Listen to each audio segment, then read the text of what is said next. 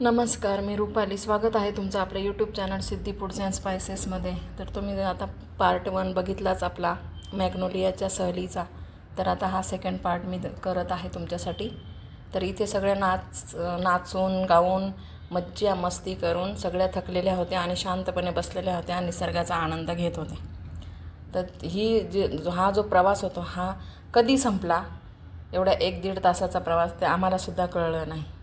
ते आता आम्ही आमच्या डेस्टिनेशनला पोचलेलो आहोत.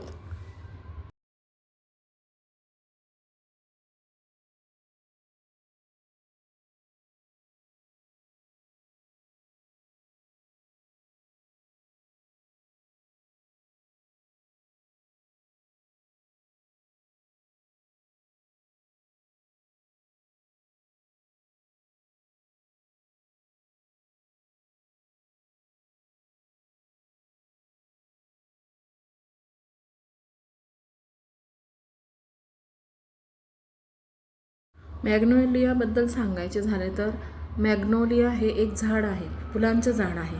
त्याचे जे फुलं असतात ना ते गुच्छांमध्ये येतात.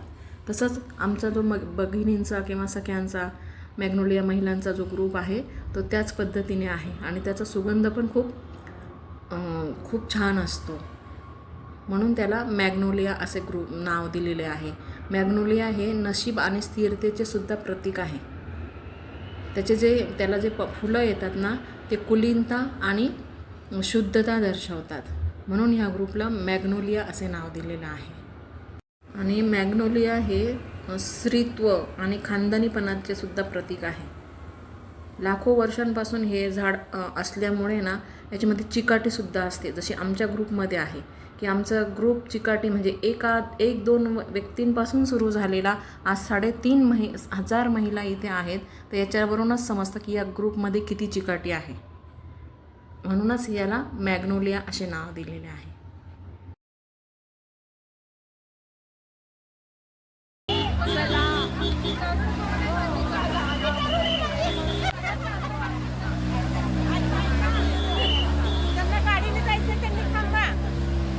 ज्यांना गाडीने जायचंय त्यांनी थांबा, तरुण मुलींनी चालायचं बंद करा. चला तुम्ही आमच्या तरुण आधी हो. पाऊस आहे ना भरपूर.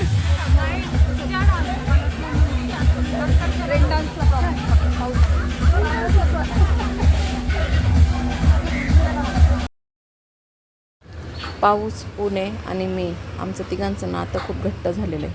कारण की मी जेव्हा पण पुण्यात येते त्यावेळेस पाऊस असतोच. मागच्या वेळेस पण मी पुण्याला आली तर खूप पाऊस होता. मला ज्या बसने आले त्याच बसने रिटर्न जावं लागलं होतं. मॅग्नोलियानेच एक कार्यक्रम आयोजित केलेला होता. आम्ही आता इकडे ब्रेकफास्टसाठी निघालेलो आहोत. ब्रेकफास्ट झाल्यानंतर ज्या काही ॲक्टिव्हिटीज असतील त्या आम्ही करणार. तर आता आधी फक्त सुरुवातीला सगळ्यांना भुका लागलेल्या होत्या. सकाळचे 9-9:30 झालेले होते. म्हणून ब्रेकफास्ट करून कार्यक्रम आमचा होणार होता. तर इथे आम्ही ब्रेकफास्ट हॉलमध्ये आलेलो आहोत आत्ता. तर बघा माझा चेहरा आज खूप चमकतो आहे असं मला वाटतं आहे. कारण की ना स्वराने रात्री माझी स्किन केअर केलेली आहे म्हणून माझा चेहरा खूप चमकत आहे असं मला वाटतं आहे. हे बघा, तर इथे आम्ही आलेलो आहोत.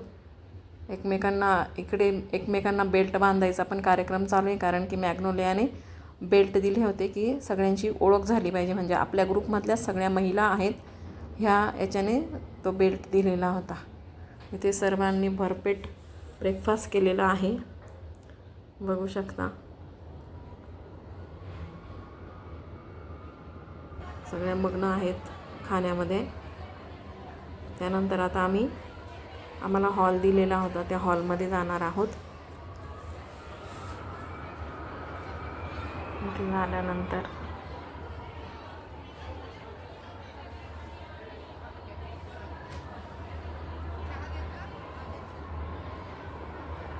या ग्रुपमध्ये 60-65 वर्षाच्या महिलांपासून तर 20-21 वर्षापर्यंतच्या मुलीसुद्धा आहेत.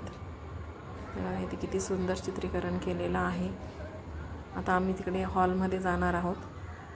कॉन्फरन्स हॉल आहे तिथे आम्हाला आता जिथे आम्ही गेलेलो होतो, ज्या रिसॉर्टमध्ये गेलेलो होतो त्या रिसॉर्टमध्ये एवढ्या महिला एकाच वेळेला आल्या, म्हणजे एवढ्या महिलांची संख्या आपल्याकडे एकाच वेळेला आली, म्हणून तिथले जे ओनर होते त्यांनी मॅग्नोलिया ग्रुपचा सत्कार केला.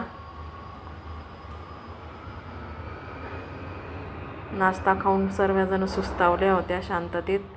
परत एकदा मेकअप चढवलेला होता सगळ्यांनी. अविभाज्य घटक आहे स्त्रियांचा जीवनाचा मेकअप. गडावर करणं हे फार अवघड आहे आणि अशा परिस्थितीमध्ये सुद्धा हा छान विश्वासगड ज्यांनी छान डेव्हलप केला असे या विश्वासगड रिसॉर्टचे मालक आज मुद्दाम आपल्या ग्रुपला भेटायला आलेले आहेत. बाळासाहेब पोकळेंचं मॅग्नोलिया विमेन्स असोसिएशनतर्फे मी खूप खूप स्वागत करते. आणि सर या ना प्लीज या ना पण. आणि आम्हाला खरंच अतिशय आनंद झाला आहे. आमच्या सगळ्या सख्या मुद्दाम आवर्जून वेळ काढत असतात वर्षा सहल असतं तेव्हा, आणि आमची खरी कसरत असते की ही जागा शोधायचं. पण ही जागा आम्ही बघितल्याबरोबर आम्ही खूप खुश झालो. काय वाटतं गौरी?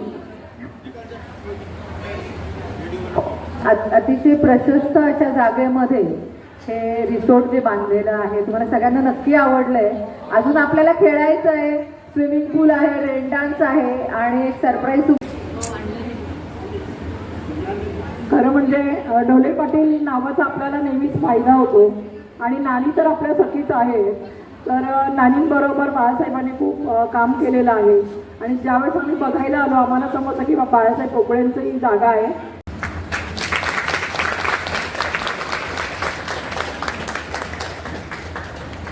बाळासाहेब राऊतांचं महापौर असतानाचा कार्यकाल खूप अतिशय चांगला गेलेला आहे.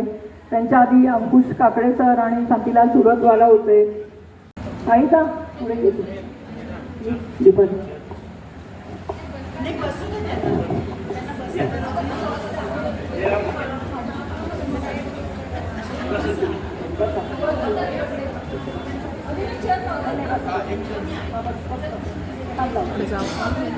हो जा ना मग. नाही दिसतंय इकडून सगळं. गौरी गौरी तर मला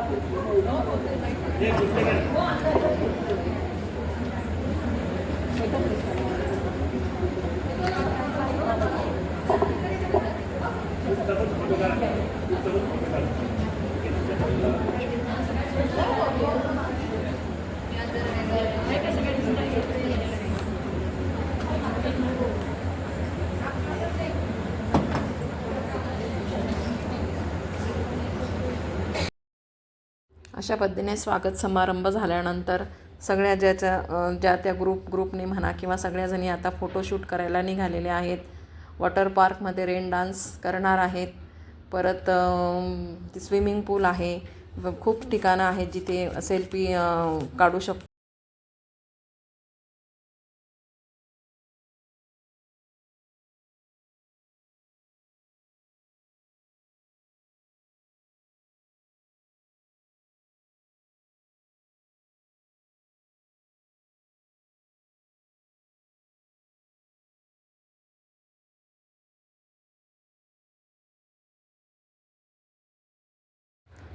इथे ज्या वयस्क महिला होत्या त्या इथेच थांबलेल्या होत्या, कारण की पावसामुळे त्यांना बाहेर येणं शक्य नव्हतं.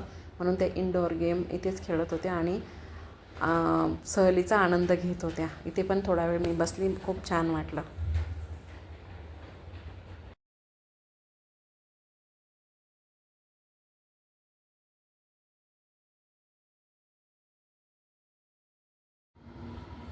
इथे म्हणावंसं वाटतं, आयुष्य जगून घे, बिनधास्त जग, चिंता नको करू, कुणाबद्दल मनामध्ये राग नको धरू, जे काही वाईट घडलं त्याला लाव काढी, वर्तमानात जग जरा मजा घे थोडी. संकट येतच राहतील, घाबरून नको जाऊ, कोणत्याच गोष्टीचा करू नको भाऊ. भिवू रोजच जगतेस, जरा मोकळा श्वास घे, मित्रमैत्रिणी जवळ कर आणि थोडी मज्जा घे. चौकटीत राहून कंटाळा येणारच, चार चौघात बसल्यावर दुःख पळून जाणार. स्त्री झाली म्हणून काय झालं, तिला मन नसतं का? गुलाबी लाल रंगाचं तिचं काही वाकडं असतं का? मोठं झाल्यानंतरसुद्धा लहान होता येतं, मुखवटा न घालता आयुष्य जगता येतं. कितीही चांगलं वागलं तरी जग वाईटच म्हणणार आहे. तुझा कोण भव्य दिव्य पुतळा उभारणार आहे? म्हणून म्हणते, आता तरी मनावरचं ओझं झुगारून दे, मोकळेपणाने श्वास घेऊन बघ आणि आयुष्य जगून घे.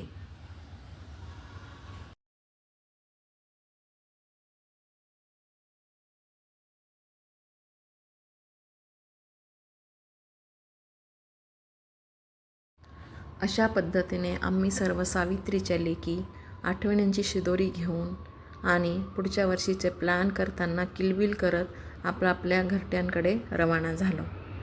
तर मग तुम्हाला व्हिडिओ कसा वाटला बघून ते मला कमेंट्समध्ये सांगा. नवीन असाल माझ्या चॅनलवर तर सबस्क्राईब करा आणि लाईक करा, शेअर करा व्हिडिओ. भेटूया पुढच्या व्हिडिओमध्ये. बाय.